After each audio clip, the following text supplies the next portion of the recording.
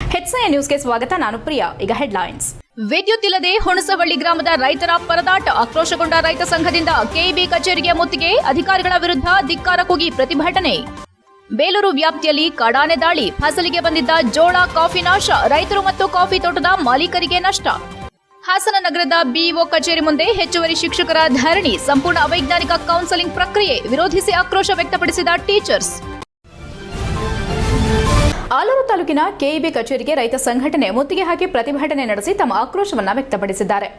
ಈ ಸಂದರ್ಭದಲ್ಲಿ ರಾಜ್ಯ ರೈತ ಸಂಘಟನೆಗಳ ಒಕ್ಕೂಟದ ಜಿಲ್ಲಾಧ್ಯಕ್ಷ ಧರ್ಮರಾಜ್ ಮಾತನಾಡಿ, ಕಳೆದ 8 ದಿನಗಳಿಂದ ವಿದ್ಯುತ್ ಇಲ್ಲದೆ ರೈತರು ಕಂಗಾಲಾಗಿದ್ದಾರೆ. ಸರಿಯಾದ ಸಮಯಕ್ಕೆ ವಿದ್ಯುತ್ ಪೂರೈಸದೆ ರೈತರ ಜೀವನದ ಜೊತೆ ಚೆಲ್ಲಾಟ ಆಡುತ್ತಿದ್ದಾರೆ. ಬೆಳೆದ ಬೆಳೆಗೆ ನೀರನ್ನು ಹಾಯಿಸಲು ಸಾಧ್ಯವಾಗದೆ ಬಿಸಿಲಿನ ತಾಪಮಾನದಿಂದ ಬೆಳೆಗಳು ಒಣಗುತ್ತಿವೆ. ಹೀಗಾದ್ರೆ ರೈತರ ಪರಿಸ್ಥಿತಿ ಏನೆಂದು ಅಧಿಕಾರಿಗಳ ವಿರುದ್ಧ ಕಿಡಿಕಾರಿದ್ರು. ಅಲ್ಲದೆ ಕೆಇಬಿ ಕಚೇರಿಯಲ್ಲಿರುವ ಅಧಿಕಾರಿಗಳು ಸರಿಯಾದ ಸಮಯಕ್ಕೆ ಕೆಲಸಕ್ಕೆ ಹಾಜರಾಗೋದಿಲ್ಲ. ಲೈನ್ಮ್ಯಾನ್ಗಳು ನಮ್ಮ ಸಮಸ್ಯೆಗೆ ಸ್ಪಂದಿಸುತ್ತಿಲ್ಲ. ಕರೆ ಮಾಡಿದ್ರೆ ಫೋನ್ ತೆಗೆಯೋದಿಲ್ಲ. ಹೀಗಿರುವಾಗ ನಮ್ಮ ಸಮಸ್ಯೆಗಳನ್ನು ಬಗೆಹರಿಸಿಕೊಡುವವರು ಯಾರೆಂದು ಪ್ರಶ್ನಿಸಿದ್ರು. ಈಗಾಗಲೇ ವಿದ್ಯುತ್ ಕೊರತೆ ಉಂಟಾಗಿದೆ. ಮುಂದೆ ಮಳೆ ಹೋದ್ರೆ ನಮ್ಮ ಭಾಗದ ರೈತರ ಸ್ಥಿತಿ ಏನು? ವಿದ್ಯುತ್ ನೀಡಿ ಎಂದು ಕೆಇಬಿ ಅಧಿಕಾರಿಯನ್ನ ಕೇಳಿದ್ರೆ ಉಡಾಫೆ ಉತ್ತರ ನೀಡುತ್ತಾರೆ. 8 ದಿನಗಳಿಂದ ಮಳೆಯಿಲ್ಲದೆ ರೈತರು ಕಣ್ಣು ಬಾಯಿ ಬಿಡುತ್ತಿದ್ದಾರೆ. ಕೊಡುವ 4-5 ಗಂಟೆ ಅವಧಿಯಲ್ಲಿ ಸಹ ಸಮರ್ಪಕ ವಿದ್ಯುತ್ ನೀಡುತ್ತಿಲ್ಲ. ಇನ್ನು ಸೆಪ್ಟೆಂಬರ್, ಡಿಸೆಂಬರ್ ವರೆಗೂ ವಿದ್ಯುತ್ ಬೇಕು. ಈಗಲೇ ಹೀಗೆ ಮುಂದೆ ಏನು ಕತೆ? ಅಧಿಕಾರಿಗಳು ರೈತರನ್ನ ನೇಣು ಹಾಕಿಕೊಳ್ಳೋ ಪರಿಸ್ಥಿತಿಗೆ ತರ್ತಾರೆ.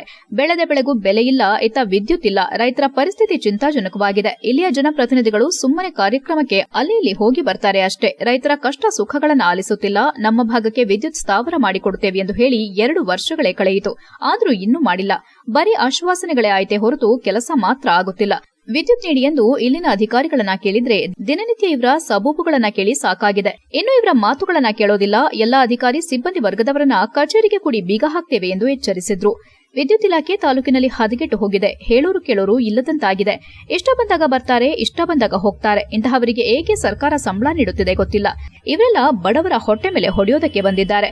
ರೈತರ ಮಧ್ಯಮ ವರ್ಗದ ಜನರ ಕಷ್ಟಗಳನ್ನ ಪರಿಹರಿಸುತ್ತಿಲ್ಲ. ಈ ಸರ್ಕಾರಗಳು ಕೂಡ ರೈತರ ಬಗ್ಗೆ ಹೆಚ್ಚು ಗಮನ ಹರಿಸಿ ರೈತರ ಬದುಕನ್ನು ಹಸನು ಮಾಡಬೇಕು. ರೈತರಿಗೆ ಅನ್ಯಾಯವಾಗಲು ಬಿಡಬಾರದು. ಕೂಡಲೇ ಅಧಿಕಾರಿಗಳು ಎಚ್ಚೆತ್ತು ನಮ್ಮ ಸಮಸ್ಯೆಗಳನ್ನು ಬಗೆಹರಿಸಿಕೊಡಬೇಕು. ಇಲ್ಲವಾದ್ರೆ ನ್ಯಾಯ ಸಿಗುವವರೆಗೂ ದಿನರಾತ್ರಿ ಕಚೇರಿ ಮುಂದೆ ಮಲಗಿ ನಿಮ್ಮನ್ನ ಕೂಡಿ ಹಾಕಿ ಬೀಗ ಹಾಕ್ತೇವೆ ಎಂದರು. ಈ ಸಂದರ್ಭದಲ್ಲಿ ಹುಣಸವಳ್ಳಿ ಗ್ರಾಮಸ್ಥರು ಮತ್ತು ರೈತರು ಸಂಘದವರು ಹಾಜರಿದ್ದರು. ಹೆಚ್ಐ ನ್ಯೂಸ್, ಆಲೂರು. ರಾಜ್ಯ ರೈತ ಸಂಘಟನೆಗಳ ಒಕ್ಕೂಟದ ಜಿಲ್ಲಾಧ್ಯಕ್ಷರು ಇವತ್ತು ಆಲೂರು ತಾಲೂಕಿನ ಈ ಭಾಗದಲ್ಲಿ ತುಂಬ ರೈತರ ಜಮೀನುಗಳಿಗೆ ಈಗಾಗಲೇ ಸೆಪ್ಟೆಂಬರ್ 12ನೇ ತಾರೀಕು ಇವತ್ತಿನಿಂದಲೇ ವಿದ್ಯುತ್ ಇಲ್ಲ. ಈಗಾಗಲೇ 8-10 ದಿವಸ ಆಯಿತು ಮಳೆ ಹೋಗಿ ವಿದ್ಯುತ್ ಕೊರತೆ. ಇಲ್ಲಿ ನಮ್ಮ JE ಸಾಹೇಬ್ರಿದ್ದಾರೆ ಇಲ್ಲಿ ಒಳಗಡೆಯ, ಅವರು ಈಗ ಬಂದರು 12:30 ಬಂದಿದ್ದಾರೆ. ಅವ್ರನ್ನ ಕೇಳಿದರೆ ಭಾಳ ಉಡಾಪೆ ಉತ್ತರ ಕೊಡ್ತಾರೆ ಅನ್ನೋದು ಆಗಿದೆ. ಆಮೇಲೆ ರೈತರು ಇವತ್ತು 8 ದಿವಸದಿಂದ ಮಳೆ ಎಲ್ಲ ಏನು ಮಾಡಬೇಕು ಅವರು ರೈತರು? ವಿದ್ಯುತ್ತು 4 ಗಂಟೆ ಕೊಡ್ತಾ ಇದ್ದೀರಿ. ಆ 4 ಗಂಟೆನಾರು ಸಮರ್ಪಕವಾಗಿ ಕೊಡ್ತಾ ಇದ್ದೀರಾ?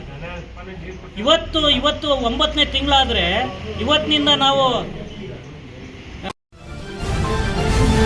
ಬೇಲೂರು ತಾಲೂಕಿನ ಕೋಗಿಲೆಮನೆ ಗ್ರಾಮ ಪಂಚಾಯಿತಿ ವ್ಯಾಪ್ತಿಯ ಬೊಮ್ಮಡಿಹಳ್ಳಿ ಗ್ರಾಮ ಹಾಗೂ ನಾಗೇಹಳ್ಳಿ ಹಿರಿಸಡೆ ಅಬ್ದುಲ್ ಅಜೀಜ್ ಎಸ್ಟೇಟ್ ಕಾಫಿ ತೋಟ ಫಸಲಿಗೆ ಬಂದಿದ್ದ ಕಾಫಿ ತೋಟ ಮತ್ತು ಜೋಳದ ಹೊಲಕ್ಕೆ ಕಾಡಾನೆ ದಾಳಿ ಮಾಡಿದ ಪರಿಣಾಮ 1-2 ತಿಂಗಳಲ್ಲಿ ಕಟಾವು ಮಾಡೋ ಹಂತದಲ್ಲಿದ್ದ ಬೆಳೆ ಸಂಪೂರ್ಣವಾಗಿ ನಾಶವಾಗಿದೆ. ಅರೇಹಳ್ಳಿ ಹೋಬಳಿ ಮಲ್ಲಾಪುರ ಗ್ರಾಮದ ಹೇಮಂತ್ ಕುಮಾರ್ ಬೊಮ್ಮಡಿಹಳ್ಳಿ ಗ್ರಾಮದಲ್ಲಿ ಜೋಳದ ಬೆಳೆ ಬೆಳೆದಿದ್ದು ಎಂದಿನಂತೆ ಇಂದು ಬೆಳಗ್ಗೆ ಹೊಲಕ್ಕೆ ಹೋದ ಸಂದರ್ಭ ಘಟನೆ ಬೆಳಕಿಗೆ ಬಂದಿದೆ. ಹಾಗೆ ನಾಗೇನಹಳ್ಳಿ ಹಿರಿಸಡೆ ಗ್ರಾಮದಲ್ಲೂ ಆನೆಗಳ ರಂಪಾಟದಿಂದ ಸಾಕಷ್ಟು ಕಾಫಿ ಗಿಡಗಳು ಸಂಪೂರ್ಣವಾಗಿ ನೆಲಕಚ್ಚಿವೆ. ಬೀಟಮ್ಮ ಗುಂಪಿನ ಸುಮಾರು 12 ಆನೆಗಳು ಒಟ್ಟಾಗಿ ಕಾಣಿಸಿಕೊಂಡು ಕಾಫಿ ತೋಟವನ್ನು ಹಾಳು ಮಾಡಿದ್ದು ಇದರಿಂದ ಸುಮಾರು 1.5 ಲಕ್ಷ ರೂಪಾಯಿ ನಷ್ಟವಾಗಿದೆ ಎಂದು ಅಬ್ದುಲ್ ಅಜೀಜ್ ತಮ್ಮ ನೋವನ್ನ ತೋಡಿಕೊಂಡಿದ್ದಾರೆ. ಅದರಂತೆ ಬೊಮ್ಮಡಿಹಳ್ಳಿ ಗ್ರಾಮದಲ್ಲೂ ಆನೆಗಳ ಕಾಲ್ತುಳಿತಕ್ಕೆ ಸಿಲುಕಿ 2 ತಿಂಗಳಲ್ಲಿ ಫಸಲು ನೀಡಬೇಕಾದ ಗಿಡಗಳು ಮುರಿದು ಬಿದ್ದಿವೆ. ಸಾವಿರಾರು ರೂಪಾಯಿ ವೆಚ್ಚ ಮಾಡಿ ಬೆಳೆದಿದ್ದ ಫಸಲನ್ನ ಆನೆಗಳು ತಿಂದು ನಷ್ಟ ಉಂಟು ಮಾಡಿವೆ. ಬೆಳೆ ನಾಶದಿಂದ ಈ ಭಾಗದ ರೈತರು ಆತಂಕಗೊಂಡಿದ್ದು ಜಮೀನಿಗೆ ಹೋಗಲು ಭಯಪಡೋ ಸ್ಥಿತಿ ನಿರ್ಮಾಣವಾಗಿದೆ. ಕೂಡಲೇ ಅರಣ್ಯಾಧಿಕಾರಿಗಳು ಸ್ಥಳ ಪರಿಶೀಲನೆ ನಡೆಸಿ ಕಾಡಾನೆಗಳನ್ನು ಸ್ಥಳಾಂತರಿಸಬೇಕು. ಬೆಳೆ ನಷ್ಟಕ್ಕೆ ಪರಿಹಾರ ನೀಡಬೇಕೆಂದು ರೈತ ಹೇಮಂತ್ ಕುಮಾರ್ ಆಗ್ರಹಿಸಿದ್ದಾರೆ. ಹೆಚ್ಐ ನ್ಯೂಸ್, ಬೇಲೂರು. ಸರ್ಕಾರಕ್ಕೆ ನಮ್ಮದೊಂದು ಮನವಿ, ದಯಮಾಡಿ ಅರಣ್ಯ ಸಚಿವರು ನಮ್ಮ ರೈತರಿಗಾಗ್ತಿರೋ ತೊಂದರೆನ ನಿಭಾಯಿಸಬೇಕು. 2 ಎಕರೆ ಜಮೀನು ಇಟ್ಕೊಂಡಿದ್ದೀವಿ ನಾವು. 2 ಎಕರೆ ಜಮೀನಿಗೆ ರಾತ್ರಿ ಕಾಡಾನೆ ಬಂದು ಸಿಕ್ಕಾಪಟ್ಟೆ ದಾಳಿ ಮಾಡಿ ತಿಂದು ಎಲ್ಲ ಮುರಿದಾಕಿ ಹೋಗಿದ್ದಾವೆ. ದಯಮಾಡಿ ಇಲ್ಲೇ ಫಾರೆಸ್ಟ್ ಪಕ್ಕದಲ್ಲೇ ಇರೋದ್ರಿಂದ ಇಲ್ಲಿ ರೈತರು ಏನು ಬೆಳೆಯೋಕ್ಕಾಗ್ತಿಲ್ಲ. ದಯಮಾಡಿ ಕಾಡಾನೆಗಳನ್ನ ತಗೊಂಡೋಗಿ ಯಾವ್ದಾದ್ರು ದೊಡ್ಡ ಫಾರೆಸ್ಟಿಗೆ ಬಿಡಬೇಕು ಅಂತೇಳಿ ಸರ್ಕಾರಕ್ಕೆ ನಾವು ಮನವಿ ಮಾಡ್ತಾಯಿದ್ದೀವಿ. ಹಾಸನ ತಾಲೂಕು ಹೆಚ್ಚುವರಿ ಶಿಕ್ಷಕರಿಗಾಗುತ್ತಿರುವ ಅನ್ಯಾಯವನ್ನು ಖಂಡಿಸಿ ಹಾಸನ ತಾಲೂಕಿನ ಶಿಕ್ಷಕರು ಬಿಇಒ ಕಚೇರಿ ಎದುರು ಶುಕ್ರವಾರ ಪ್ರತಿಭಟನೆ ನಡೆಸಿ ಧರಣಿ ಮಾಡಿದರು. ಕೌನ್ಸೆಲಿಂಗ್ ಪ್ರಕ್ರಿಯೆ ಸಂಪೂರ್ಣ ಅವೈಜ್ಞಾನಿಕವಾಗಿದ್ದು ಇಲಾಖೆ ತೆಗೆದುಕೊಂಡ ನಿರ್ಧಾರವು ಶಿಕ್ಷಕರ ಜೀವನದಲ್ಲಿ ಅಶಾಂತಿ ಉಂಟುಮಾಡಿದೆ ಎಂದು ಪ್ರತಿಭಟನಾಕಾರರು ಆರೋಪಿಸಿದರು. ಪ್ರತಿಭಟನೆಯಲ್ಲಿ ಭಾಗವಹಿಸಿದ್ದ ಶಿಕ್ಷಕ ಜಯರಾಮ್ ಮಾತನಾಡಿ, ತಾಲೂಕಿನಲ್ಲಿ 100 ಹೆಚ್ಚುವರಿ ಶಿಕ್ಷಕರಿದ್ದಾರೆ. ಇನ್ನು 300ಕ್ಕೂ ಹೆಚ್ಚು ಹುದ್ದೆಗಳು ಖಾಲಿ ಇವೆ. ಹುದ್ದೆಗಳನ್ನು ರದ್ದು ಮಾಡಲಾಗಿದೆ. ಇದು ನಮಗೆ ಬಹಳ ಅನ್ಯಾಯ. ಮಹಿಳಾ ಶಿಕ್ಷಕರಿಗೆ ಅನುಕೂಲವಾಗುವಂತೆ ಹುದ್ದೆಗಳನ್ನು ಸ್ಥಳೀಯವಾಗಿ ನೀಡಿದ್ರೆ ಎಲ್ಲರಿಗೂ ಸಮಸ್ಯೆ ಪರಿಹಾರವಾಗುತ್ತೆ. ಆದರೆ ನಮ್ಮನ್ನ ಹೊರ ತಾಲೂಕಿಗೆ ಕಳುಹಿಸಿದ್ರೆ ಕುಟುಂಬ ಹಾಗೂ ಮಕ್ಕಳ ಶಿಕ್ಷಣದ ವಿಷಯದಲ್ಲಿ ತೊಂದರೆ ಎದುರಿಸಬೇಕಾಗುತ್ತದೆ ಎಂದು ಆಕ್ರೋಶ ವ್ಯಕ್ತಪಡಿಸಿದರು. ಈ ಸಮಸ್ಯೆಗೆ ಬಿಇಒ ಅಧಿಕಾರಿಗಳು ಮಧ್ಯಪ್ರವೇಶ ಮಾಡಿ ಎಲ್ಲಾ ಹೆಚ್ಚುವರಿ ಶಿಕ್ಷಕರಿಗೂ ಹಾಸನ ತಾಲೂಕಿನಲ್ಲಿಯೇ ಹುದ್ದೆ ನೀಡಬೇಕು. ಇಲ್ಲವಾದರೆ ನಾವು ಕೌನ್ಸೆಲಿಂಗ್ಗೆ ಹಾಜರಾಗದೆ ಬಹಿಷ್ಕಾರ ಮಾಡುತ್ತೇವೆ. ಇದರ ಹೊಣೆ ಇಲಾಖೆಯದ್ದಾಗಿರುತ್ತದೆ. ಮುಂದೆ ಅಧಿಕಾರಿಗಳು ಏನು ಕ್ರಮ ಕೈಗೊಳ್ತಾರೋ ಅದಕ್ಕೆ ತಕ್ಕ ಪ್ರತಿಕ್ರಿಯೆ ನೀಡಲು ನಾವು ಸಿದ್ದರಾಗಿದ್ದೇವೆ ಎಂದು ಎಚ್ಚರಿಕೆ ನೀಡಿದರು. ಇದೇ ಸಂದರ್ಭದಲ್ಲಿ ಮತ್ತೋರ್ವ ಹಿರಿಯ ಶಿಕ್ಷಕ ಅಣ್ಣೇಗೌಡ ಮಾತನಾಡಿ, 50 ವರ್ಷ ಮೇಲ್ಪಟ್ಟ ಶಿಕ್ಷಕರನ್ನ ಬೇರೆಡೆಗೆ ವರ್ಗ ಮಾಡೋದು ಇಲಾಖೆಯ ನಿರ್ಧಾರ ತುಂಬಾ ಅನ್ಯಾಯಕರ. ನಾವು ವಯಸ್ಸಾದವರು, ಮಕ್ಕಳು, ಕುಟುಂಬ ಎಲ್ಲವೂ ಇದೆ. ಇಂತಹ ಸಂದರ್ಭದಲ್ಲಿ ದೂರದ ಊರಿಗೆ ಕಳುಹಿಸೋದು ಅಸಮಂಜಸ. ಈ ತಾಲೂಕಿನಲ್ಲಿಯೇ ನಮ್ಮ ಕರ್ತವ್ಯ ನಿರ್ವಹಿಸಲು ಅವಕಾಶ ಮಾಡಿಕೊಡಬೇಕೆಂದು ಮನವಿ ಮಾಡಿದರು. ಪ್ರತಿಭಟನಾ ಸ್ಥಳಕ್ಕಾಗಮಿಸಿದ ಶಿಕ್ಷಕರ ಸಂಘದ ಅಧ್ಯಕ್ಷೆ ಚೈತ್ರಾ ಮಂಜೇಗೌಡ ಅವರು ಶಿಕ್ಷಕರ ಅಹವಾಲುಗಳನ್ನು ಆಲಿಸಿ ನಿಮ್ಮ ಸಮಸ್ಯೆ ನ್ಯಾಯಸಮ್ಮತವಾಗಿದೆ. ಈ ಕುರಿತು ಇಲಾಖೆ ಅಧಿಕಾರಿಗಳೊಂದಿಗೆ ಚರ್ಚೆ ನಡೆಸುತ್ತೇನೆ. ಸಮಸ್ಯೆಯನ್ನು ಪರಿಹರಿಸಲು ಪ್ರಯತ್ನಿಸುತ್ತೇನೆ ಎಂದು ಭರವಸೆ ನೀಡಿದರು.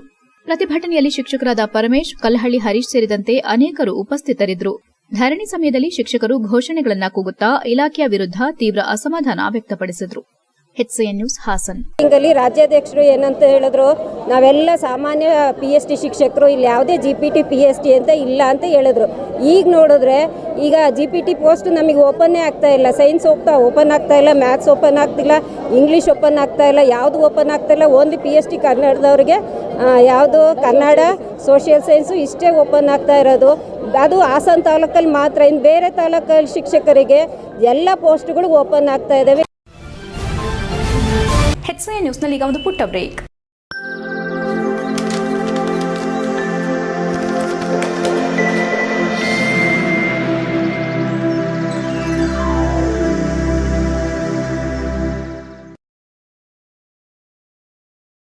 ಬ್ರೇಕ್ನ ನಂತರ HCN ನ್ಯೂಸ್ಗೆ ಸ್ವಾಗತ.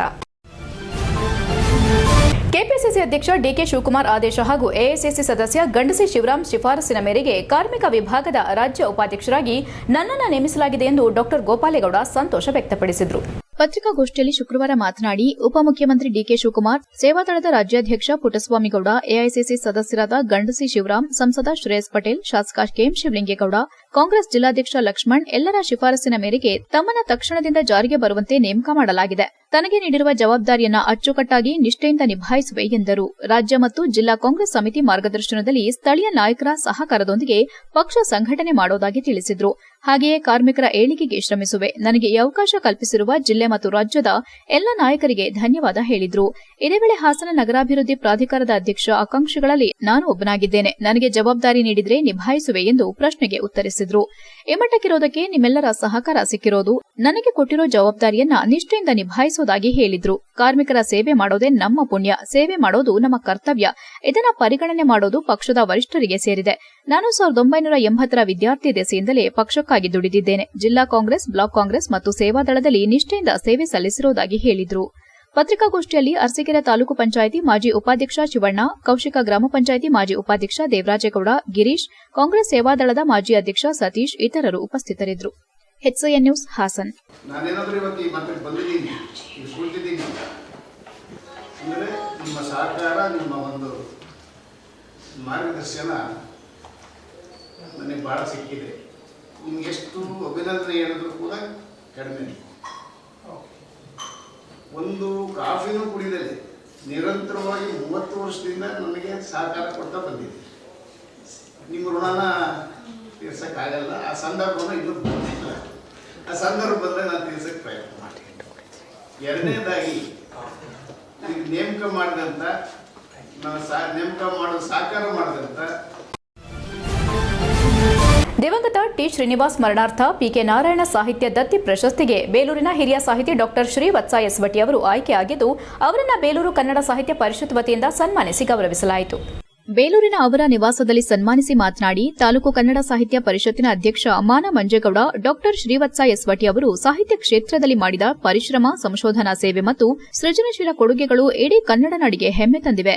ಅವರಂತಹ ಹಿರಿಯರು ನಮ್ಮ ತಾಲೂಕಿನಲ್ಲಿರೋದೇ ನಮ್ಮೆಲ್ಲರಿಗೂ ಸ್ಫೂರ್ತಿಯಾಗಿದೆ. ಕಸಾಪ ಪರಿಷತ್ತು ಇಂತಹ ಸಾಹಿತಿಗಳನ್ನು ಗೌರವಿಸುವ ಮೂಲಕ ಕನ್ನಡದ ಬೆಳವಣಿಗೆಗೆ ಸಹಕಾರಿಯಾಗಿದೆ ಎಂದು ಅಭಿಪ್ರಾಯಪಟ್ಟರು.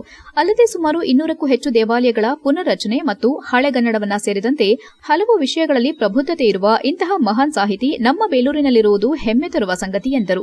ಕನ್ನಡ ಸಾಹಿತ್ಯ ಪರಿಷತ್ತು ಗೌರವ ಕಾರ್ಯದರ್ಶಿ ಬಿಬಿ ಶಿವರಾಜ್ ಮಾತನಾಡಿ, ಕನ್ನಡ ಸಾಹಿತ್ಯ ಪರಿಷತ್ತಿನ ಪ್ರತಿಷ್ಠಿತ ದಿವಂಗತ ಟಿ ಶ್ರೀನಿವಾಸ್ ಸ್ಮರಣಾರ್ಥ ಪಿಕೆ ನಾರಾಯಣ ಸಾಹಿತ್ಯ ದತ್ತಿ ಪ್ರಶಸ್ತಿಗೆ ಹಿರಿಯ ಸಾಹಿತಿ ಮತ್ತು ಸಂಶೋಧಕ ಡಾಕ್ಟರ್ ಶ್ರೀವತ್ಸ ಎಸ್ವಟಿ ಆಯ್ಕೆಯಾಗಿದ್ದಾರೆ ಎಂದರು. ಅಭಿನಂದನೆ ಸ್ವೀಕರಿಸಿದ ಹಿರಿಯ ಸಾಹಿತಿ ಡಾಕ್ಟರ್ ಶ್ರೀವತ್ಸ ಎಸ್ವಟಿ ಮಾತನಾಡಿ, ಸಾಹಿತ್ಯ ಸೇವೆಗೆ ಸಿಕ್ಕಿರುವ ಈ ಗೌರವ ನನಗಲ್ಲ, ಇದು ಕನ್ನಡ ಭಾಷೆಯ ಪ್ರೇಮಿಗಳಿಗೆ ಸಲ್ಲುತ್ತದೆ. ನನಗೆ ನೀಡಿರುವ ಈ ಸನ್ಮಾನ ಮುಂದಿನ ದಿನಗಳಲ್ಲಿ ಇನ್ನಷ್ಟು ಕೃತಿಗಳನ್ನು ಬರೆಯಲು ಪ್ರೇರಣೆ ನೀಡಲಿದೆ ಎಂದು ಕೃತಜ್ಞತೆ ಸಲ್ಲಿಸಿದರು.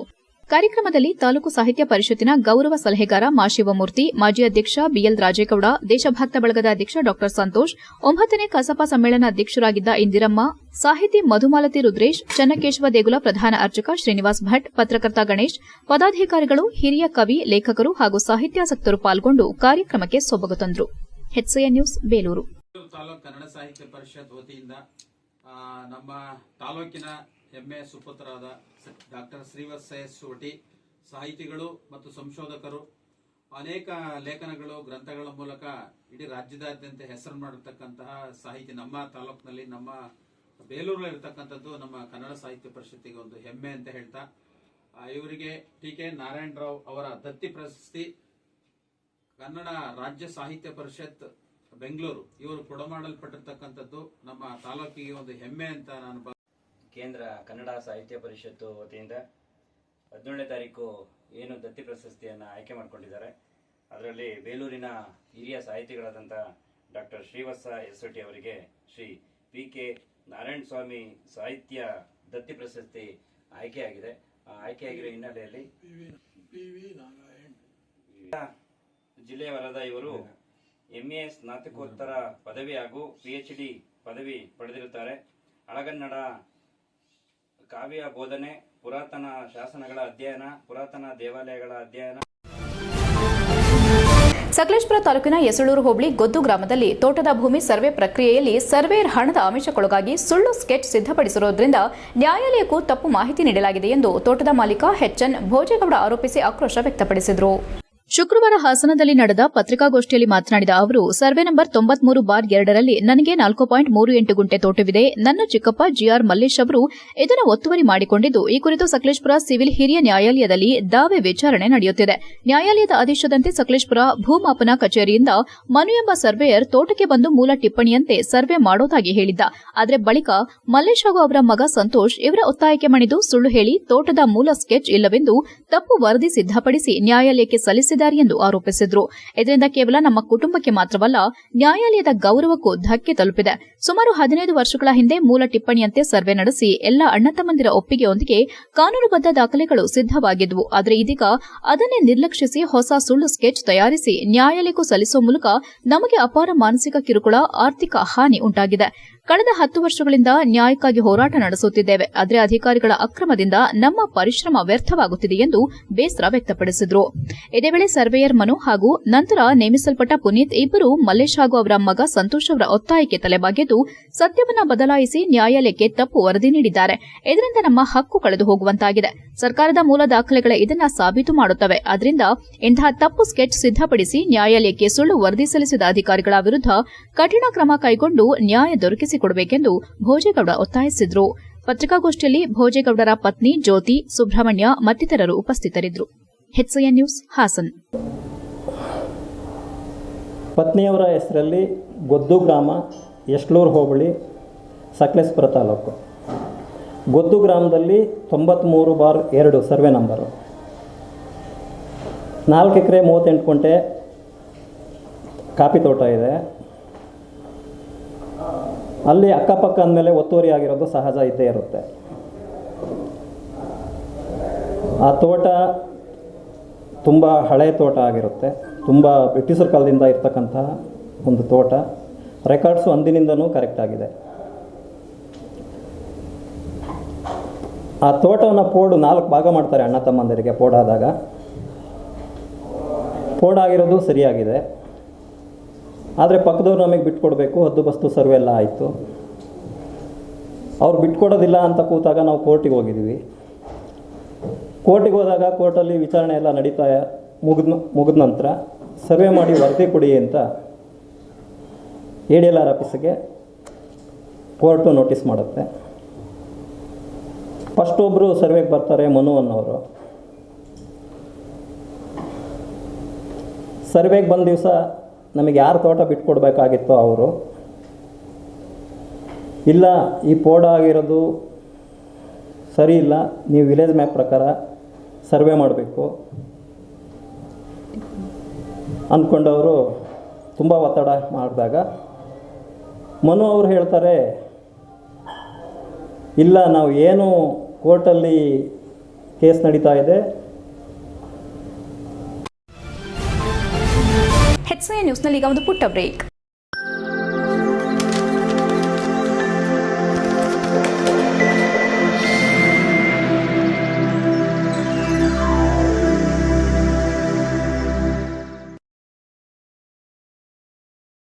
ಬ್ರೇಕ್ನ ನಂತರ HCI ನ್ಯೂಸ್ಗೆ ಸ್ವಾಗತ. ಬೇಲೂರು ತಾಲೂಕಿನ ಅಮ್ಮನಬ್ಯಾಡರಹಳ್ಳಿ ಸರ್ಕಾರಿ ಕಿರಿಯ ಪ್ರಾಥಮಿಕ ಶಾಲೆ ಶಿಕ್ಷಕರ ವರ್ಗಾವಣೆ ವಿರೋಧಿಸಿ ಗ್ರಾಮಸ್ಥರು ಮತ್ತು ವಿದ್ಯಾರ್ಥಿಗಳು ಶಾಲೆ ಮುಂಭಾಗದಲ್ಲಿ ಪ್ರತಿಭಟಿಸಿ ಆಕ್ರೋಶ ವ್ಯಕ್ತಪಡಿಸಿದರು. ಶಾಲೆಯ ಸಮಗ್ರ ಅಭಿವೃದ್ಧಿಗೆ ತಮ್ಮದೇ ಆದ ಕೊಡುಗೆ ನೀಡುವ ಮೂಲಕ ವಿದ್ಯಾರ್ಥಿಗಳ ಸರ್ವತೋಮುಖ ಬೆಳವಣಿಗೆಗೆ ಪೂರಕವಾಗಿ ನಿಷ್ಠೆಯಿಂದ ಶಿಕ್ಷಕ ವೃತ್ತಿಯನ್ನು ನಿರ್ವಹಿಸಿ ಇಡೀ ಗ್ರಾಮಸ್ಥರಿಗೆ ಅಚ್ಚುಮೆಚ್ಚಿನ ಶಿಕ್ಷಕ ಎಂಬ ಹೆಗ್ಗಳಿಕೆಗೆ ಪಾತ್ರವಾದ ಶಿಕ್ಷಕ ತೀರ್ಥಕುಮಾರ್ ಅವರನ್ನ ಸಂಬಂಧಪಟ್ಟವರು ಏಕಾಏಕಿ ವರ್ಗಾವಣೆ ಮಾಡಿರುವುದು ನಿಜಕ್ಕೂ ಖಂಡನೀಯವಾಗಿದೆ ಎಂದು ಗ್ರಾಮಸ್ಥರು ವಿದ್ಯಾರ್ಥಿಗಳನ್ನು ಒಳಗೊಂಡು ಪ್ರತಿಭಟನೆ ನಡೆಸಿ ತಮ್ಮ ಆಕ್ರೋಶವನ್ನ ವ್ಯಕ್ತಪಡಿಸಿದರು. ಇಂತಹ ಒಂದು ಘಟನೆಗೆ ಸಾಕ್ಷಿಯಾದ ತಾಲೂಕಿನ ಅಮ್ಮನಬ್ಯಾಡರಹಳ್ಳಿ ಸರ್ಕಾರಿ ಹಿರಿಯ ಪ್ರಾಥಮಿಕ ಶಾಲೆಯಲ್ಲಿ ಸದ್ಯ ಇದೇ ಶಾಲೆಯಲ್ಲಿ 14 ವಿದ್ಯಾರ್ಥಿಗಳಿದ್ದು ಜಯಪ್ರಕಾಶ್ ಮತ್ತು ತೀರ್ಥಕುಮಾರ್ ಎಂಬುವವರು 2 ಶಿಕ್ಷಕರಿದ್ದಾರೆ. ಇಲಾಖೆ 14 ವಿದ್ಯಾರ್ಥಿಗಳಿದ್ದರೂ ಶಿಕ್ಷಕ ತೀರ್ಥಕುಮಾರ್ ವರ್ಗಾವಣೆಯನ್ನ ತೀವ್ರವಾಗಿ ಖಂಡಿಸಿದ್ದಾರೆ. ಈ ಬಗ್ಗೆ ಪ್ರತಿಭಟನೆಯನ್ನು ಉದ್ದೇಶಿಸಿ ಮಾತನಾಡಿದ ಶಾಲಾ ಎಸ್ಡಿಎಂಸಿ ಅಧ್ಯಕ್ಷ ಮಂಜುನಾಥ್ ಹಾಗೂ ಸದಸ್ಯ ಲೋಕೇಶ್, ಹೇಳಿ ಕೇಳಿ ಅಮ್ಮನಬ್ಯಾಡರಹಳ್ಳಿ ಸಂಪೂರ್ಣ ಪರಿಶಿಷ್ಟ ಪಂಗಡದವರು ವಾಸಿಸುತ್ತಾರೆ. 100 ಕುಟುಂಬಗಳಿದ್ದು ಅಂದಿನಿಂದಲೂ ಸರ್ಕಾರಿ ಶಾಲೆ ಉಳಿಸಬೇಕೆಂಬ ನಿಟ್ಟಿನಲ್ಲಿ ಮನೆ ಮನೆಗೆ ತೆರಳಿ 14 ವಿದ್ಯಾರ್ಥಿಗಳು ತರಗತಿಯಲ್ಲಿ ಕಲಿಯುತ್ತಿದ್ದಾರೆ. 2 ಶಿಕ್ಷಕರಲ್ಲಿ ತೀರ್ಥಕುಮಾರ್ ಎಂಬುವವರು ಇಡೀ ಗ್ರಾಮಸ್ಥರಲ್ಲಿ ಜನಮನ್ನಣೆ ಪಡೆದಿದ್ದಾರೆ. ಮಕ್ಕಳಿಗೆ ಪಠ್ಯದ ಜೊತೆಗೆ ಸಾಂಸ್ಕೃತಿಕ ಚಟುವಟಿಕೆಗಳನ್ನು ಕಲಿಸಿದ್ದಾರೆ. ಕ್ರೀಡೆ ಸೇರಿದಂತೆ ಇನ್ನಿತರೆ ಚಟುವಟಿಕೆಗಳಿಗೆ ಅವರು ನೀಡುತ್ತಿರುವ ಆಸಕ್ತಿಯಿಂದಲೇ ಶಾಲೆಗೆ ಮಕ್ಕಳ ಸಂಖ್ಯೆ ಹೆಚ್ಚಾಗಿದೆ. ಇಂತಹ ಸಂದರ್ಭದಲ್ಲಿ ಸರ್ಕಾರ ಹಾಗೂ ಇಲಾಖೆ ಹೆಚ್ಚುವರಿ ಎಂಬ ಮಾನದಂಡದಲ್ಲಿ ತೀರ್ಥಕುಮಾರ್ ವರ್ಗಾವಣೆಗೆ ಮುಂದಾಗಿರೋದು ಸರಿಯಲ್ಲ. ತಕ್ಷಣವೇ ತೀರ್ಥಕುಮಾರ್ ಶಿಕ್ಷಕರನ್ನ ಉಳಿಸಬೇಕು. ಇಲ್ಲಿರುವ 2 ಶಿಕ್ಷಕರಲ್ಲಿ ಜಯಪ್ರಕಾಶ್, ತೀರ್ಥಕುಮಾರ್ ಉತ್ತಮ ಶಿಕ್ಷಕರಾಗಿದ್ದು ಇವರುಗಳು ಇಲ್ಲವಾದರೆ ನಮ್ಮ ಗ್ರಾಮಕ್ಕೆ ಶಿಕ್ಷಕರೇ ಇಲ್ಲದಂತಹ ಪರಿಸ್ಥಿತಿ ಆಗುತ್ತದೆ. ಅವರ ವರ್ಗಾವಣೆಯನ್ನ ತಡೆ ಹಿಡಿಯಬೇಕು, ಇಲ್ಲವಾದರೆ ಇಲಾಖೆ ಮುಂದೆ ಉಗ್ರ ಪ್ರತಿಭಟನೆ ಮಾಡಲಾಗುತ್ತದೆ ಎಂದು ಎಚ್ಚರಿಸಿದರು. ಶಾಲಾ ಪೋಷಕರಾದ ಹೇಮಾ ಮಾತನಾಡಿ, ತೀರ್ಥಕುಮಾರ್ ಶಿಕ್ಷಕರು ನಮ್ಮ ಶಾಲೆಗೆ ಆಗಮಿಸಿದ ದಿನದಿಂದ ಮಕ್ಕಳ ಕಲಿಕೆ ಪ್ರಗತಿಯಾಗಿದೆ, ಅಲ್ಲದೆ ವಿವಿಧ ಚಟುವಟಿಕೆಗಳನ್ನು ತಿಳಿಸಿದ್ದಾರೆ. ಈಗಾಗಲೇ ಶಿಕ್ಷಕರ ವರ್ಗಾವಣೆಯಿಂದ ಮಕ್ಕಳು 2 ದಿನದಿಂದ ಶಾಲೆಗೆ ಹೋಗಿಲ್ಲ. ಮೊದಲೇ ಅಮ್ಮನಬ್ಯಾಡರಹಳ್ಳಿ ಕಾಡಿನ ಮಧ್ಯೆ ಇರೋ ಕಾರಣ ಕಾಡು ಪ್ರಾಣಿಗಳಿಂದ ಬೇರೆ ಕಡೆ ಹೋಗಲು ಸಾಧ್ಯವಿಲ್ಲ. ಖಾಸಗಿ ಶಾಲೆಯಲ್ಲಿ ಓದಿಸಲು ಸಹ ಈ ಗ್ರಾಮದಲ್ಲಿ ತುಂಬಾ ಕಷ್ಟ ಇರೋದ್ರಿಂದ ಮಕ್ಕಳ ಹಿತದೃಷ್ಟಿಯಿಂದ ಶಿಕ್ಷಕರನ್ನ ಉಳಿಸಿಕೊಡಿ ಎಂದರು. ಇದಕ್ಕೂ ಸ್ಪಂದಿಸದಿದ್ದರೆ ಗ್ರಾಮಸ್ಥರು ಮತ್ತು ವಿದ್ಯಾರ್ಥಿಗಳೊಂದಿಗೆ ಕ್ಷೇತ್ರ ಶಿಕ್ಷಣಾಧಿಕಾರಿ ಕಚೇರಿ ಮುಂಭಾಗದಲ್ಲಿ ಪ್ರತಿಭಟಿಸಬೇಕಾಗುತ್ತದೆ ಎಂದು ಎಚ್ಚರಿಸಿದ್ರು. ವಿದ್ಯಾರ್ಥಿಗಳಾದ ಜ್ಞಾನವಿ ಮತ್ತು ಧನುಷ್ ಮಾತನಾಡಿ, ನಮ್ಮ ಶಾಲೆ ಶಿಕ್ಷಕರಾದ ತೀರ್ಥಕುಮಾರ್ ಅವರು ನಮಗೆ ಅಚ್ಚುಮೆಚ್ಚಿನ ಶಿಕ್ಷಕರು. ಅವರ ದಿಸೆಯಿಂದಲೇ ನಾವುಗಳು ಶಾಲೆಗೆ ಸೇರಿದ್ದು. ನಾವುಗಳು ಖಾಸಗಿ ಶಾಲೆಯಲ್ಲಿ ಓದುವ ಚೈತನ್ಯವಿಲ್ಲ. ಶಿಕ್ಷಣ ಇಲಾಖೆ ಉಳಿಸಿಕೊಡಿ ಎಂದು ವಿದ್ಯಾರ್ಥಿಗಳು ಕೈ ಮುಗಿದು ದಂಡಾಧಿಕಾರಿಗಳಿಗೆ ಮನವಿ ಮಾಡಿದರು. ಪ್ರತಿಭಟನೆಯಲ್ಲಿ ಗ್ರಾಮಸ್ಥರಾದ ಧರ್ಮನಾಯಕ್, ಸಂತೋಷ್, ಪ್ರಕಾಶ್, ಶಿವಶಂಕರ್, ಚಂದ್ರನಾಯಕ್, ತೀರ್ಥಕುಮಾರಿ, ಧನುಷ್, ಲಕ್ಷ್ಮಮ್ಮ, ಸುಂದರಮ್ಮ, ಪಾರ್ವತಮ್ಮ, ತುಂಗಮ್ಮ ಇನ್ನು ಮುಂತಾದವರು ಭಾಗವಹಿಸಿದ್ರು. HCI news Belur. ಹೇಮಾ ಅಂತ ಅಮ್ಮನಬ್ಯಾಡರಹಳ್ಳಿ. ನಮ್ಮೂರಲ್ಲಿ ಸುಮಾರು ಜನ ಕೂಲಿ ಕೆಲಸಕ್ಕೆ ಹೋಗೋದ್ರಿಂದ ಮಕ್ಕಳಿಗೆಲ್ಲ ವಿದ್ಯಾಭ್ಯಾಸ ಇವಾಗ ಚೆನ್ನಾಗಿ ಸಿಗ್ತಿದೆ. ಈಗ ತೀರ್ಥಕುಮಾರ್ ಸರ್ನ ಬೇರೆ ಕಡೆಗೆ ಹಾಕಿದ್ರೆ ಮಕ್ಕಳಿಗೆ ವಿದ್ಯಾಭ್ಯಾಸ ಕರೆಕ್ಟಾಗಿ ಸಿಗಲ್ಲ. ಆದ್ರಿಂದಾಗಿ ತೀರ್ಥಕುಮಾರ್ ಸರ್ನ ವರ್ಗಾವಣೆ ರದ್ದುಗೊಳಿಸಿ ಇಲ್ಲೇ ಉಳ್ಕೊಳ್ಳೋ ಹಾಗೆ ಮಾಡಬೇಕು. ಇದೆಲ್ಲರೂ ನಿಜ. ತೀರ್ಥಕುಮಾರ್ ಸರ್ನ ಬೇರೆ ಕಡೆ ವರ್ಗಾವಣೆ ಮಾಡಿದರೆ ಎಲ್ಲರೂ BO ಆಫೀಸ್ ಮುಂದೆ ಹೋಗಿ. ನನ್ನ ಹೆಸರು ಲೋಕೇಶ್ ಅಂತ, ನಮ್ದು ಅಮ್ಮನಬ್ಯಾಡರಹಳ್ಳಿ ಗ್ರಾಮ. ಇಲ್ಲಿ 2023-24ನೇ ಸಾಲಲ್ಲಿ 8 ಮಕ್ಕಳಿದ್ದು ಅಂತ ಹೇಳ್ಬಿಟ್ಟು ಅದನ್ನು ಗಣತಿ ತಗೊಂಡು ಸರ್ಕಾರ ಇವತ್ತು ಒಬ್ಬರು ನಮ್ಮ ಒಳ್ಳೆ ಸರ್ನ ತೀರ್ಥಕುಮಾರ್ ಸರ್ ಅಂತ ಅವ್ರನ್ನ ಇವತ್ತು ಟ್ರಾನ್ಸ್ಫರ್ ಮಾಡಿದೆ. ಹಂಗಾಗಿ ನಮಗಿಲ್ಲಿ ಈ ವರ್ಷದ ಗಣತಿಲಿ 14 ಮಕ್ಕಳು ಇರೋದ್ರಿಂದ, ಆಮೇಲೆ ಸರ್ ನಮಗೆ ಅಡ್ಜಸ್ಟ್ ಆಗಿರೋದ್ರಿಂದ, ಒಳ್ಳೆ ಸರ್ ಆಗಿರೋದ್ರಿಂದ ಇಲ್ಲಿ ಮಕ್ಕಳಿಗೆ ಆಟ ಪಾಠ ಮತ್ತು ವಿದ್ಯಾಭ್ಯಾಸ ಎಲ್ಲದ ಶಿಕ್ಷಣ ಎಲ್ಲ ಚೆನ್ನಾಗಿರೋದ್ರಿಂದ ನಮಗೆ ತೀರ್ಥಕುಮಾರ್ ಸರ್ ಮತ್ತು ಜಯಪ್ರಕಾಶ್ ಸರ್ ಏನು ಇಬ್ಬರು ಕನ್ನಡದ ಅಪರೂಪದ ನಟ ಸಾಹಸ ಸಿಂಹ ಡಾಕ್ಟರ್ ವಿಷ್ಣುವರ್ಧನ್ ಅವರಿಗೆ ರಾಜ್ಯ ಸರ್ಕಾರದಿಂದ ಅತ್ಯುನ್ನತ ನಾಗರಿಕ ಗೌರವವಾದ ಕರ್ನಾಟಕ ರತ್ನ ಪ್ರಶಸ್ತಿ ಘೋಷಣೆಯಾಗುತ್ತಿದ್ದಂತೆ ಹಾಸನ ನಗರದಲ್ಲಿ ಅಭಿಮಾನಿಗಳ ಸಂಭ್ರಮ ಅಬ್ಬರಿಸಿತು. ಹಾಸನ ನಗರದ ಸಾಲ್ಗಾಮೆ ರಸ್ತೆಯ ಸರಸ್ವತಿ ದೇವಾಲಯ ವೃತ್ತದ ಬಳಿಯ ವಿಷ್ಣುವರ್ಧನ್ ಪ್ರತಿಮೆ ಮುಂದೆ ವಿಷ್ಣು ಸೇನೆ ಸಂಘಟನೆ ಅಭಿಮಾನಿಗಳು ಸೇರುತ್ತಾ ಪುಷ್ಪಾರ್ಚನೆ ಸಲ್ಲಿಸಿದ್ರು. ಪಟಾಕಿ ಸಿಡಿಸಿ ಸಿಹಿ ಹಂಚಿ ಸಂತೋಷ ವ್ಯಕ್ತಪಡಿಸಿದ್ರು. ವಿಷ್ಣು ಸೇನಾ ಜಿಲ್ಲಾಧ್ಯಕ್ಷ ಮಹಂತೇಶ್ ಮಾತನಾಡಿ, ವಿಷ್ಣುವರ್ಧನ್ ಅವರಿಗೆ ಕರ್ನಾಟಕ ರತ್ನ ಪ್ರಶಸ್ತಿ ನೀಡಿರೋದು ಇಡೀ ರಾಜ್ಯದ ಅಭಿಮಾನಿಗಳಿಗೆ ಹಬ್ಬದ ಕ್ಷಣವಾಗಿದೆ.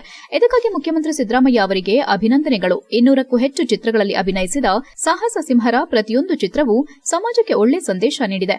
ಬೆಂಗಳೂರಿನಲ್ಲಿ 10 ಗುಂಟೆ ಜಾಗ ನೀಡೋದಾಗಿ ಸರ್ಕಾರ ಹೇಳಿರೋದು ಹರ್ಷದ ವಿಚಾರ. ಅದರ ಪೂರ್ಣತೆಗೆ ಎಲ್ಲ ಅಭಿಮಾನಿಗಳು ಒಗ್ಗಟ್ಟಾಗಿ ಹೋರಾಡೋಣ ಎಂದು ಹೇಳಿದರು. ಕಲಾವಿದರ ಸಂಘದ ಅಧ್ಯಕ್ಷ ಕುಮಾರ್ ಮಾತನಾಡಿ, ವಿಷ್ಣುವರ್ಧನ್ ಎಂದರೆ ಸಂಸ್ಕಾರದ ವ್ಯಕ್ತಿತ್ವ. ಪರದೆ ಮೇಲೆ ಹೇಗೆ ಯಜಮಾನನಾಗಿ, ಕರುಣಾಮಯಿಯಾಗಿ, ಕರ್ಣನಾಗಿ ನಟಿಸಿದ್ದಾರೋ ನಿಜ ಜೀವನದಲ್ಲಿಯೂ ಅದೇ ರೀತಿ ಸಜ್ಜನಿಕೆಯ ಬದುಕು ನಡೆಸಿದ್ರು. ಕೋಟ್ಯಾಂತರ ಅಭಿಮಾನಿಗಳ ಆರಾಧ್ಯ ದೈವವಾದ ವಿಷ್ಣುವರ್ಧನ್ ಅವರಿಗೆ ಕರ್ನಾಟಕ ರತ್ನ ಪ್ರಶಸ್ತಿ ನೀಡಿರೋದು ನಮಗೆಲ್ಲ ಹೆಮ್ಮೆಯ ವಿಷಯ. ವಿಷ್ಣು ಸೇನಾ ಮುಂದಿನ ದಿನಗಳಲ್ಲಿ ಮತ್ತಷ್ಟು ದೊಡ್ಡ ಮಟ್ಟದಲ್ಲಿ ಬೆಳೆಯಲಿ, ಅವರ ಸ್ಮರಣೆ ಚಿರಶಾಶ್ವತವಾಗಿರಲಿ ಎಂದು ಹರ್ಷ ವ್ಯಕ್ತಪಡಿಸಿದ್ರು. ಅಡಿಗಲ್ಲ ಚಂದ್ರು ಮಾತನಾಡಿ, ವಿಷ್ಣುವರ್ಧನ್ ರವರು ನಟಿಸಿದಂತೆ ಇನ್ನೂ ಯಾರೂ ನಟಿಸಿಲ್ಲ. ಎಲ್ಲಾ ಪಾತ್ರಗಳಲ್ಲೂ ಜೀವ ತುಂಬಿದವರು, ಅಪಾರ ಹೃದಯವಂತರು.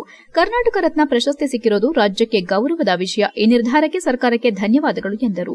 ಈ ಸಂದರ್ಭದಲ್ಲಿ ವಿಷ್ಣು ಸೇನೆಯ ಹಿರಿಯ ಕಲಾವಿದರು ಯಲಗುಂದ ಶಾಂತಕುಮಾರ್, ರಘುನಂದನ್, ತಮ್ಲಾಪುರ ಗಣೇಶ್, ಸುಧಾಕರ್, ಸಮಾಜ ಸೇವಕ ವಿಜಯಕುಮಾರ್ ಹಾಗೂ ಹಲವಾರು ಅಭಿಮಾನಿಗಳು ಉಪಸ್ಥಿತರಿದ್ದು, ವಿಷ್ಣುವರ್ಧನ್ ನಮ್ಮ ಹೃದಯಗಳಲ್ಲಿ ಸದಾ ಜೀವಂತ. ಸರ್ಕಾರದ ಈ ನಿರ್ಧಾರ ಅಭಿಮಾನಿಗಳಿಗೆ ಆನಂದದ ಹಬ್ಬ ಎಂದು ಘೋಷಿಸಿದರು. HCN news Haasan. ವಿಷ್ಣುವರ್ಧನ್ ಅಭಿಮಾನಿಗಳಿಗೆ ಬಹಳ ಸಂತೋಷ ತಂದಿದೆ.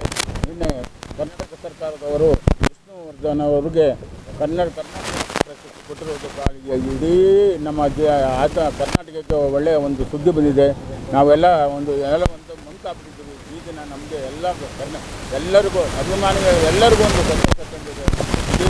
ಸಿದ್ದರಾಮಯ್ಯ ಅವರಿಗೂ ಅವ್ರಿಗೆ ಸುಸ್ವಾಗತವನ್ನು ಮಾಡ್ತಾ ಇದ್ದೀವಿ. ನಮಗೆ ಬಂದಿರೋದು ಈ ಕರ್ನಾಟಕದಲ್ಲಿ ಜನ ವಿಷ್ಣುವರ್ಧನ್ ಅವರಿಗೆ ಎಷ್ಟು ಅಭಿನಯ ಮಾಡಿದ್ದಾರೆ. ಅವರು ರಾಜ್ಯ ಸರ್ಕಾರಕ್ಕೆ ಏನು ನಮ್ಮ ವಿಷ್ಣುಜಿ ಅವರ ಒಂದು ಚಿತ್ರರಂಗದ ಒಂದು ಹೋರಾಟಕ್ಕೆ ಅವರು ಮಾಡಿದಂತಹ ಒಳ್ಳೆಯ ಸಂಸ್ಕಾರವಾದ ವ್ಯಕ್ತಿಯವರು. ಮೊದಲಿಗೆ ನಾವು ರಾಜ್ಯ ಸರ್ಕಾರಕ್ಕೆ ಈ ಅವಾರ್ಡನ್ನು ನೀಡ್ತಕ್ಕಂಥ ಸರ್ಕಾರಕ್ಕೆ ನಾವು ಎಲ್ಲರ ಪರವಾಗಿ ಅವರಿಗೆ ನಾವು ಅಭಿನಂದನೆಗಳನ್ನು ತಿಳಿಸ್ತೇವೆ. ಜೊತೆಗೆ ಅವ್ರಿಗೆ ಅವರ ಚಿತ್ರರಂಗದ ಹೋರಾಟದಲ್ಲಿ ಅವರು ಯಾವ ರೀತಿ ಯಜಮಾನನಾಗಿ ಕರುಣಾಮಯಿಯಾಗಿ ಯಾವ ರೀತಿ ಕರ್ಣನಾಗಿ ಬಂದು ಅವರ ನಿಜ ಜೀವನದಲ್ಲಿ ವಿಷ್ಣುವರ್ಧನ್ ಅನ್ನೋದು ಒಂದು ಶಕ್ತಿ. ಅದು ಯಾವ ಥರ ಶಕ್ತಿ ಅಂತ ಅಂದರೆ ಅವರು ಮಾಡ್ದಿರೋ ಆ್ಯಕ್ಟಿಂಗ್ ಇಲ್ಲ, ಮಾಡ್ದಿರೋ ನಟನೆ ಇಲ್ಲ, ಅಥವಾ ಒಂಥರ ಸಹೃದಯ ನಟ ಮತ್ತು ಸುರದ್ರೂಪಿ ನಟ. ಈ ಥರ ನಟ ಕನ್ನಡ ಚಿತ್ರರಂಗದಲ್ಲಿ ಭಾಳ ಅಪರೂಪ. ಸುಮಾರು ಜನ ಇದ್ದಾರೆ, ಅದರಲ್ಲಿ ಇವರೊಬ್ಬರು ಮೈನು. ಹಂಗಾಗಿ ಈಗ ಕರ್ನಾಟಕ ರತ್ನ ಪ್ರಶಸ್ತಿ ಏನು ಸಿಕ್ಕಿದೆ ವಿಷ್ಣು ಸಾರ್ಗೆ, ಈಗ ಕರ್ನಾಟಕ ರತ್ನ ಪ್ರಶಸ್ತಿಗೆ ಮಕ್ಕಳ ಬೆಳವಣಿಗೆಗೆ ಪೌಷ್ಟಿಕ ಆಹಾರ ಅತ್ಯಂತ ಅವಶ್ಯಕವಾಗಿದ್ದು, ಶಾರೀರಿಕ ಮತ್ತು ಮಾನಸಿಕ ಬೆಳವಣಿಗೆಯಲ್ಲಿ ಪ್ರಮುಖ ಪಾತ್ರ ವಹಿಸುತ್ತದೆ. ಆರೋಗ್ಯವಂತ ಸಮಾಜ ನಿರ್ಮಾಣಕ್ಕೆ ಉತ್ತಮವಾದ ಆಹಾರ ಪದ್ಧತಿ ಅತ್ಯಂತ ಅವಶ್ಯಕವಾಗಿದೆ ಎಂದು ಜೆಎಂಎಫ್ಸಿ ಪ್ರಧಾನ ಸಿವಿಲ್ ನ್ಯಾಯಾಧೀಶರಾದ ವಿ ಕುಸುಮಾ ಹೇಳಿದರು. ಶ್ರವಣಬೆಳಗೊಳ ಹೋಬಳಿಯ ಸುಂಡಹಳ್ಳಿ ಗ್ರಾಮದ ಸಮುದಾಯ ಭವನದಲ್ಲಿ ಮಹಿಳಾ ಮತ್ತು ಮಕ್ಕಳ ಅಭಿವೃದ್ಧಿ ಇಲಾಖೆ, ಆರೋಗ್ಯ ಮತ್ತು ಕುಟುಂಬ ಕಲ್ಯಾಣ ಇಲಾಖೆ, ಶಿಶು ಅಭಿವೃದ್ಧಿ ಇಲಾಖೆ ಹಾಗೂ ತಾಲೂಕು ಕಾನೂನು ಸೇವಾ ಸಮಿತಿ ಸಹಯೋಗದೊಂದಿಗೆ ಗುರುವಾರ ಆಯೋಜಿಸಿದ್ದ ಪೌಷ್ಟಿಕ ಆಹಾರ ಸಪ್ತಾಹ ಕಾರ್ಯಕ್ರಮವನ್ನು ಉದ್ಘಾಟಿಸಿ ಮಾತನಾಡಿದರು. ಮಕ್ಕಳ ಶಾರೀರಿಕ ಮತ್ತು ಮಾನಸಿಕ ಬೆಳವಣಿಗೆಗೆ ಅಗತ್ಯವಿರುವ ಸಮತೋಲನ ಪೌಷ್ಟಿಕ ಆಹಾರ ಸೇವನೆಯಿಂದ ಮಕ್ಕಳ ದೇಹದ ಬೆಳವಣಿಗೆ ಹಾಗೂ ಬುದ್ಧಿಶಕ್ತಿ ಹೆಚ್ಚಾಗುತ್ತದೆ. ತೂಕ, ಎತ್ತರ ಮತ್ತು ಬೆಳವಣಿಗೆಗೆ ಯಾವ ಆಹಾರ ಸೇವಿಸಬೇಕು, ಪೌಷ್ಟಿಕಾಂಶಗಳು, ಪ್ರೋಟೀನ್, ಕಾರ್ಬೋಹೈಡ್ರೇಟ್, ಕೊಬ್ಬು, ವಿಟಮಿನ್, ಖನಿಜಗಳು ಮುಂತಾದವುಗಳ ಬಗ್ಗೆ ಜಾಗೃತಿ ಮೂಡಿಸಿ ಆರೋಗ್ಯವಂತ ಸಮಾಜ ನಿರ್ಮಾಣ ಮಾಡೋದು ನಮ್ಮೆಲ್ಲರ ಜವಾಬ್ದಾರಿಯಾಗಿದೆ ಎಂದರು. ಸಹಾಯಕ ಅಭಿಯೋಜಕಿ ಸುನೀತಾ ಮಾತನಾಡಿ, ಮಕ್ಕಳ ಭವಿಷ್ಯವು ಅವರ ಆರೋಗ್ಯದ ಮೇಲೆ ಆಧಾರಿತವಾಗಿದೆ. ಆದರೆ ಇತ್ತೀಚಿನ ದಿನಗಳಲ್ಲಿ ಪೋಷಕರು ಪೌಷ್ಟಿಕ ಆಹಾರ ಸೇವನೆಗಿಂತ ಜಂಕ್ ಫುಡ್ ಆಹಾರಕ್ಕೆ ಆದ್ಯತೆ ನೀಡುತ್ತಿದ್ದಾರೆ. ಇದು ತಾತ್ಕಾಲಿಕ ತೃಪ್ತಿ ನೀಡಿದ್ರೂ ದೀರ್ಘಕಾಲದ ಆರೋಗ್ಯಕ್ಕೆ ಹಾನಿಕರವಾಗಿದೆ. ತ್ವರಿತ ಆಹಾರ ಸೇವನೆಯಿಂದ ಪೌಷ್ಟಿಕಾಂಶದ ಕೊರತೆ ಹೆಚ್ಚುತ್ತಿದ್ದು, ಇದು ದೇಹದ ಮೇಲೆ ವ್ಯತಿರಿಕ್ತ ಪರಿಣಾಮ ಬೀರುತ್ತಿದೆ. ಹಾಲು, ಮೊಸರು, ತಾಜಾ ಹಣ್ಣು, ಹಸಿರು ತರಕಾರಿಗಳು, ಧಾನ್ಯಗಳು ಮತ್ತು ನೈಸರ್ಗಿಕ ಆಹಾರ ಪದಾರ್ಥಗಳಲ್ಲಿ ಮಕ್ಕಳಿಗೆ ಬೇಕಾಗಿರುವ ವಿಟಮಿನ್ಗಳು, ಖನಿಜಗಳು ಮತ್ತು ಪ್ರೋಟೀನ್ಗಳು ದೊರೆಯುತ್ತವೆ. ಪೌಷ್ಟಿಕ ಆಹಾರ ಸೇವನೆ ಮೂಲಕ ಆರೋಗ್ಯವಂತರಾಗಿ ದೇಹದ ಶಕ್ತಿಯನ್ನು ಹೆಚ್ಚಿಸಿಕೊಳ್ಳಬೇಕು. ಈ ನಿಟ್ಟಿನಲ್ಲಿ ಪೋಷಕರು ತಮ್ಮ ಮಕ್ಕಳಿಗೆ ಪೌಷ್ಟಿಕ ಆಹಾರ ನೀಡಿ ಪೋಷಣೆ ಮಾಡಬೇಕು ಎಂದರು. ನಂತರ ನ್ಯಾಯಾಧೀಶರು, ವಕೀಲರು, ಅಂಗನವಾಡಿ ಕಾರ್ಯಕರ್ತರು ಹಾಗೂ ಗ್ರಾಮಸ್ಥರು ಎತ್ತಿನಗಾಡಿ ಮೆರವಣಿಗೆ ಮೂಲಕ ಪೌಷ್ಟಿಕ ಆಹಾರದ ಬಗ್ಗೆ ಗ್ರಾಮದ ಪ್ರಮುಖ ಬೀದಿಗಳಲ್ಲಿ ಜಾಗೃತಿ ಜಾಥಾ ನಡೆಸಿದರು. ಈ ಸಂದರ್ಭದಲ್ಲಿ ತಾಲೂಕು ಪಂಚಾಯಿತಿ ಮಾಜಿ ಸದಸ್ಯ ಜಯರಾಮ್, ಗ್ರಾಮ ಪಂಚಾಯಿತಿ ಸದಸ್ಯ ಮಹೇಶ್, ವಕೀಲರ ಸಂಘದ ಉಪಾಧ್ಯಕ್ಷ ಡಿಪಿ ದಿನೇಶ್, ಕೆಎಲ್ ಚೇತನ್, ಮಹಿಳಾ ಮತ್ತು ಮಕ್ಕಳ ಅಭಿವೃದ್ಧಿ ಇಲಾಖೆಯ ಶಿಶು ಅಭಿವೃದ್ಧಿ ಯೋಜನಾಧಿಕಾರಿ ಇಂದಿರಾ, ಮೇಲ್ವಿಚಾರಕಿ ಮಮತಾ ಹಾಗೂ ಶ್ರವಣಬೆಳಗೊಳ ಹೋಬಳಿಯ ಅಂಗನವಾಡಿ ಕಾರ್ಯಕರ್ತರು ಉಪಸ್ಥಿತರಿದ್ದರು. HCN news Channarayapatna. ಏನಂತಂದ್ರೆ ಅದು ಪೋಷಣೆ ಮಾಸಾಚರಣೆ ಮಾಡ್ತಾ ಇದ್ವಿ. ಈ ಒಂದು ಕಾರ್ಯಕ್ರಮದ ಮೊದಲನೇದಾಗಿ ಒಂದು ಉದ್ದೇಶ ಏನಂತಂದ್ರೆ ಈ ಪೌಷ್ಟಿಕ ಆಹಾರವನ್ನ ಯಾವ ರೀತಿ ನಾವು ತೆಗೆದುಕೊಂಡ್ರೆ ಮಕ್ಕಳು ಬೆಳವಣಿಗೆ ಮತ್ತು ಬುದ್ಧಿಶಕ್ತಿ ಹೆಚ್ಚಿನ ಜ್ಞಾನ ಎಲ್ಲವೂ ಬೆಳವಣಿಗೆ ಆಗುತ್ತೆ ಅನ್ನೋ ಒಂದು ಉದ್ದೇಶದಿಂದ ಈ ಒಂದು ಕಾರ್ಯಕ್ರಮವನ್ನ ಹಮ್ಮಿಕೊಂಡಿದ್ದಾರೆ. ಅದೇ ರೀತಿ ಕಾನೂನು ಸೇವೆಗಳ ಪ್ರಾಧಿಕಾರ ಕಡೆಯಿಂದ ಈ ಒಂದು ಕಾರ್ಯಕ್ರಮ ಹಮ್ಮಿಕೊಳ್ಳಲು ತುಂಬಾ ಖುಷಿಯಾದ ಸಂಗತಿ ಅಂತಾನೆ ಅನ್ಕೊಳ್ಬೋದು. ಈ ಒಂದು ಪೌಷ್ಟಿಕ ಆಹಾರದಲ್ಲಿ ಮುಖ್ಯವಾಗಿ ಒಂದು ಕಾರ್ಬೋಹೈಡ್ರೇಟ್ಸ್ ಆಗಿರ್ಬೋದು, ವಿಟಮಿನ್ಸ್ ಮತ್ತೆ ಕೊಬ್ಬಿನಾಂಶ ಆದಷ್ಟು ಹೆಚ್ಚಿನ ಸಂಖ್ಯೆಯಲ್ಲಿ ನೀರು ಸೇವನೆ ಮಾಡುವಂಥದ್ದು ಸಹ ಒಂದು ಪೌಷ್ಟಿಕ ಆಹಾರ ಅಂತ ಹೇಳ್ಬೋದು. HCN ನ್ಯೂಸ್ನಲ್ಲಿ ಈಗ ಒಂದು ಪುಟ್ಟ ಬ್ರೇಕ್. ಹಾಸನದಲ್ಲಿ 28 ವರ್ಷಗಳಿಂದ ಜನತೆಗೆ ಅತ್ಯುತ್ತಮವಾದ ವೈದ್ಯಕೀಯ ಸೇವೆಯನ್ನು ನೀಡುತ್ತಿರುವ ಹೇಮಾವತಿ ಮಲ್ಟಿಸ್ಪೆಷಾಲಿಟಿ ಹಾಸ್ಪಿಟಲ್ ಹಾಸನ. ನಮ್ಮಲ್ಲಿ ದಿನದ 24 ಗಂಟೆಯೂ ಆಕ್ಸಿಡೆಂಟಲ್ ಇಂಜುರೀಸ್ ಮತ್ತು ಎಮರ್ಜೆನ್ಸಿ ಸರ್ವಿಸ್ಗಳನ್ನು ಹೊಂದಿದೆ. ಹೇಮಾವತಿ ಆಸ್ಪತ್ರೆಯ ಡಾಕ್ಟರ್ ನಿಖಿಲ್ ಆರ್ ಭಟ್ ರವರು MS ಆರ್ಥೋಪೆಡಿಕ್ನಲ್ಲಿ ಚಿನ್ನದ ಪದಕ ಪಡೆದು ಸಿಂಗಾಪುರ್ ಜನರಲ್ ಹಾಸ್ಪಿಟಲ್ನಲ್ಲಿ ಫೆಲೋಶಿಪ್ ಇನ್ ಜಾಯಿಂಟ್ ರಿಪ್ಲೇಸ್ಮೆಂಟ್ ಸರ್ಜರಿಯ ಪದವಿ ಪಡೆದು ಸೇವೆಯನ್ನ ಸಲ್ಲಿಸಿರುತ್ತಾರೆ.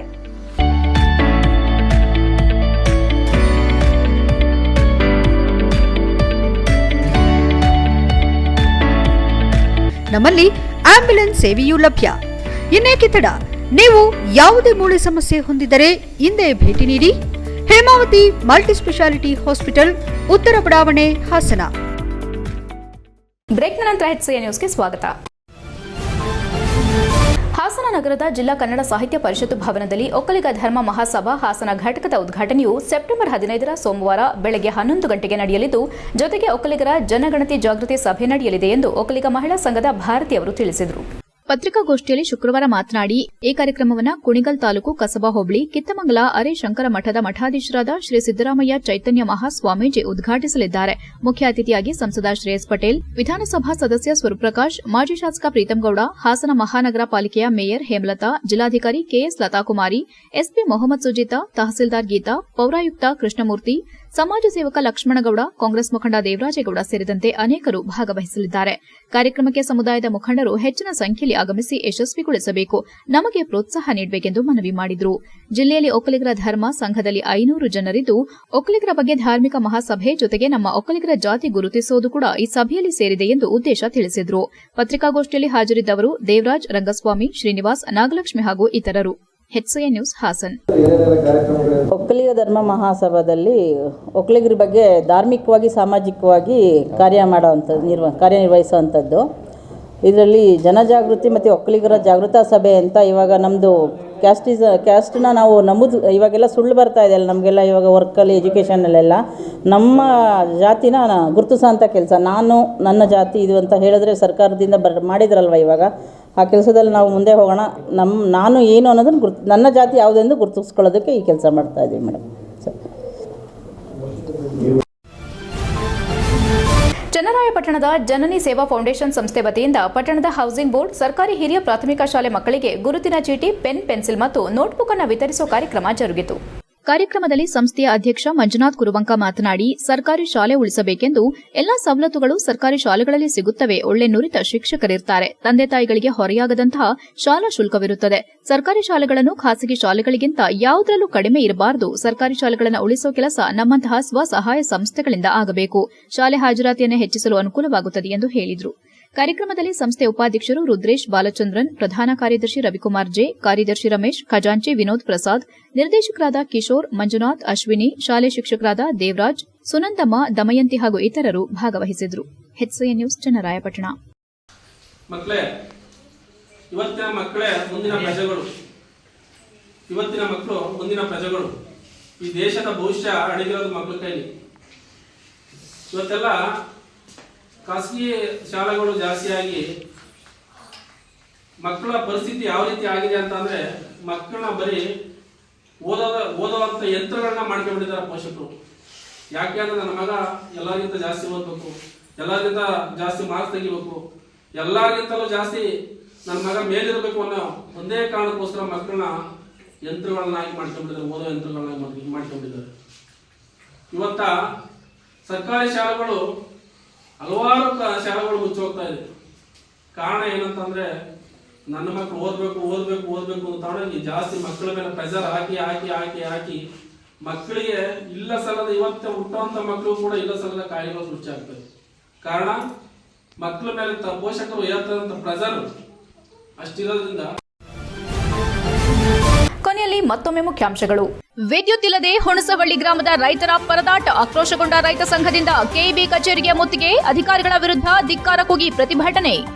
ಬೇಲೂರು ವ್ಯಾಪ್ತಿಯಲ್ಲಿ ಕಾಡಾನೆ ದಾಳಿ. ಫಸಲಿಗೆ ಬಂದಿದ್ದ ಜೋಳ, ಕಾಫಿ ನಾಶ. ರೈತರು ಮತ್ತು ಕಾಫಿ ತೋಟದ ಮಾಲೀಕರಿಗೆ ನಷ್ಟ. ಹಾಸನ ನಗರದ ಬಿಇಒ ಕಚೇರಿ ಮುಂದೆ ಹೆಚ್ಚುವರಿ ಶಿಕ್ಷಕರ ಧರಣಿ. ಸಂಪೂರ್ಣ ಅವೈಜ್ಞಾನಿಕ ಕೌನ್ಸೆಲಿಂಗ್ ಪ್ರಕ್ರಿಯೆ ವಿರೋಧಿಸಿ ಆಕ್ರೋಶ ವ್ಯಕ್ತಪಡಿಸಿದ ಟೀಚರ್ಸ್. ಇಷ್ಟೊತ್ತು ನೀವು ನೋಡಿದ್ದು ಹಾಸನದ ಸುದ್ದಿ ಅಂದ್ರೆ HCN ನ್ಯೂಸ್.